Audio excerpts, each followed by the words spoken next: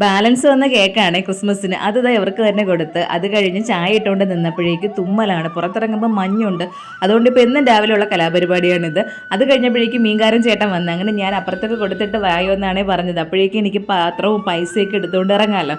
അങ്ങനെ ചെന്നപ്പോഴേക്ക് അയല മീനാണ് കിട്ടിയത്. നല്ല പച്ച അയലയായിരുന്നു കേട്ടോ. 3 എണ്ണം 100 രൂപയ്ക്ക് അയലയും വാങ്ങിച്ച് വെച്ച് ഇനി കേശുവിന് കൊണ്ടുപോകാനുള്ള മോർണിംഗ് ഈവനിങ് ലഞ്ച് എല്ലാം റെഡിയാക്കി വെക്കണമല്ലോ, സ്നാക്സുകളെല്ലാം.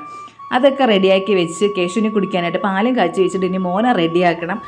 ഇപ്പോഴത്തെ പിള്ളേരൊരവസ്ഥയല്ലേ, നേരെ നുള്ളി വെളുക്കുമ്പോഴേക്കും അവർക്ക് സ്കൂളിലെത്തണം. നമ്മളൊക്കെ എങ്ങനെയായിരുന്നു പോയത്, നല്ല ആസ്വദിച്ച് കിടന്ന് ഉറങ്ങി 9:30 മണിക്കാണ് സ്കൂളിൽ പോണത്. സ്കൂളിൽ പോയി അങ്ങനെ പഠിച്ചിട്ട് നമ്മളൊക്കെ പഠിച്ചവരൊക്കെ നല്ല നിലയിലെത്തിയില്ലേ അല്ലേ. ഈ പിള്ളേരുടെ കാര്യം 7 മണിക്കൊക്കെ പോണ പിള്ളേരുണ്ട്, കാണുമ്പോൾ തന്നെ പാവം തോന്നും. അങ്ങനെ സ്കൂളിലൊക്കെ കൊണ്ടാക്കിയിട്ട് വന്നിട്ട് വേണം ഇനി അപ്പം ഉണ്ടാക്കി കഴിക്കാനായിട്ട്. അങ്ങനെ നല്ല ചൂടപ്പം ഉണ്ടാക്കി വെച്ചിട്ടുണ്ട്.